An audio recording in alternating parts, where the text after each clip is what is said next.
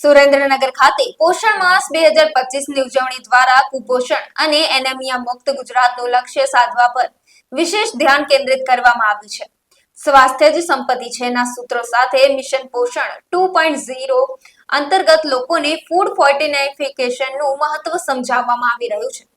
નિષ્ણાંતોના મતે ખરાબ આહારની આદતોથી થતા કુપોષણ સામે લડવા માટે ફોર્ટિફાઈડ ચોખા અને ડબલ ફોર્ટિફાઈડ મીઠું રોજિંદા આહારમાં શામેલ કરવું અત્યંત જરૂરી છે.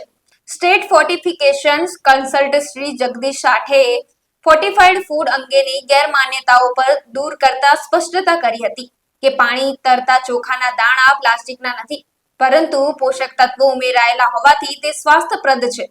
તેમણે ડબલ ફોર્ટિફાઈડ મીઠાના ઉપયોગથી રસોઈ કાઢી ન પડે તે માટે તેને વધારામાં નહીં પણ રસોઈ તૈયાર થયા પછી ઉમેરવાની સલાહ આપી હતી. સમગ્ર અભિયાનનો ઉદ્દેશ્ય લોકોને આ ગેરમાન્યતાઓથી દૂર રાખીને સ્વસ્થ સમાજના નિર્માણ માટે પોષણયુક્ત આહાર અપનાવવાનો પ્રોત્સાહિત કરવાનો હતો. મારું નામ કૈસર શેખ છે. હું સાયલા સીડીપીઓ છું. ફૂડ ફોર્ટિફિકેશન એ ખૂબ જ અગત્યનું છે. જે બધા ન્યુટ્રિયન્ટ લોસ થાય છે ખોરાકમાંથી અથવા તો જે ખોરાકમાં એ ન્યુટ્રિયન્ટ્સ હોતા નથી એમાં એ એડ કરવાના એ ખૂબ જ અગત્યની પ્રક્રિયા છે.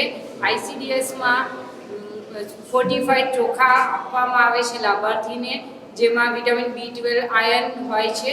એનિમિયા દૂર થાય છે અને આયોડિનથી ગોઈટરની સમસ્યાઓ દૂર થાય છે. એટલે ફોર્ટિફાઈડ મીઠાનો ઉપયોગ કરવો અને ફોર્ટિફાઈડ ચોખાનો ઉપયોગ કરવો જે હેલ્થ માટે ખૂબ જ જરૂરી છે. जैसा कि आप जानते हैं कि हेल्थ इज वेल्थ और इसीलिए सभी की सुखाकारी, सभी का स्वास्थ्य बहुत ही महत्वपूर्ण है. पिछले 7 सालों से हर साल पोषण माह की सेलिब्रेशन किया जा रहा है और इसमें खास करके लोगों का पोषण की तरफ बहुत ही ध्यान दिया गया है. लोगों में बहुत सारी हेल्थ ईटिंग बैड हैबिट्स होती है, जिसकी वजह से malnutrition, under nutrition, over nutrition ये सब प्रॉब्लम्स होते हैं और कार्डियक और डायबिटीज जैसे गंभीर डिजीज भी होते हैं. तो इन सब चीज़ों को ध्यान में रखते हुए हमें हमारे रूटीन खुराक में खास करके जैसे कि फोर्टिफाइड सॉल्ट और राइस का उपयोग करना चाहिए. ये सभी जगह खूब अच्छी तरह और बहुत ही चीप प्राइस में उपलब्ध है. फोर्टिफाइड सॉल्ट का उपयोग करते हुए उसमें आयरन और आयोडीन बहुत सारी मात्रा में उपलब्ध है. हमारे बॉडी की पूरी रिक्वायरमेंट जैसे कि आयोडीन की है वो ये डबल फोर्टिफाइड जो सॉल्ट है वो पूरी करता है. और जो हमारे आयरन रिक्वायरमेंट है वो भी लगभग 60% ये जो सॉल्ट है वो हमारी पूर्तता करता है. आयोडीन अच्छी तरह लेने से गोइटर रोग होने की संभावना बिल्कुल जीरो जैसी हो जाती है. इसलिए हम आपको ये सूचित करते हैं कि ज़्यादा से ज़्यादा अपने खुराक में फोर्टिफाइड जो राइस सॉल्ट इसका उपयोग करें. મારું નામ જગદીશ સાઠે છે. હું સ્ટેટ ફોર્ટિફિકેશન કન્સલ્ટન્ટ તરીકે કાર્યરત છું અને આજનો આ કાર્યક્રમ છે જે પોષણ માસને અંતર્ગત જે આપણો પ્રયત્ન ચાલી રહ્યો છે કે ગુજરાત રાજ્યમાંથી કુપોષણની નાબૂદી થાય, ખાસ કરીને એનિમિયાની નાબૂદી થાય, એના માટે સરકારશ્રી દ્વારા ઘણા પ્રયત્નો કરવામાં આવ્યા છે. એમાંનો એક પ્રયત્ન છે કે ફોર્ટિફિકેશન એટલે જે આપણે ખાદ્ય પદાર્થો ખાઈએ છીએ એમાં જ ફોર્ટિફિકેટ એટલે કે પોષક તત્વો ઉમેરીને એનો ઉપયોગ કરવામાં આવે. હવે એના માટે ખાસ કરીને જે અત્યારે ગુજરાત રાજ્ય સરકારશ્રી દ્વારા અવેલેબલ છે આપણા લાભાર્થીઓ સુધી એ છે ફોર્ટિફાઈડ ચોખા, જેમાં આયર્ન, ફોલિક એસિડ અને B12 ઉમેરવામાં આવેલું છે. એવી રીતે જ અવેલેબલ છે ડબલ ફોર્ટિફાઈડ સોલ્ટ, જેમાં આયોડિનની સાથે સાથે આયર્ન પણ ઉમેરવામાં આવેલું છે. પણ આપ સૌ જાણો છો કે આ એટલી મહત્ત્વની યોજના છે અને એનાથી અસરકારક રીતે એનિમિયા અને કુપોષણનું નાબૂદી થઈ શકે.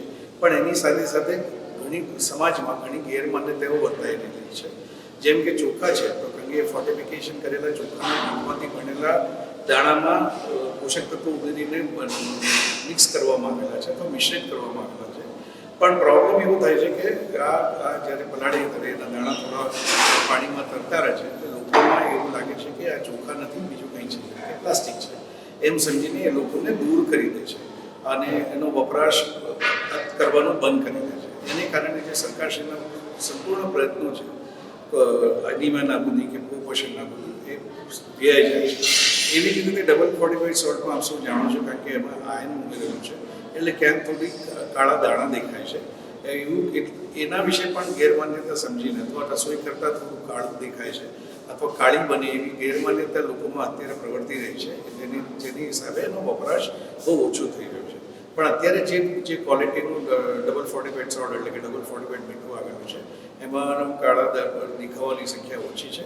અને જ્યાં સુધી રસોઈ કાળી થવાનો સવાલ છે એમાં આપણે થોડો બદલાવ કરવાની જરૂર છે કે મીઠાનો ઉપયોગ જે આપણે વઘાર વખતે અથવા રસોઈ બનાવતા વખતે કરીએ છીએ એને બદલે આપણે જો રસોઈ બની જાય ત્યારે છેલ્લે એને મીઠું ઉમેરીને હલાવીએ પદાર્થને મૂકી દઈએ તો મારે ખ્યાલથી જો કાળાશ પડવાની જે ઘટનાઓ છે એને મિનિમાઇઝ કરી શકાય અથવા એને આ પ્રોબ્લેમ દૂર કરી શકાય.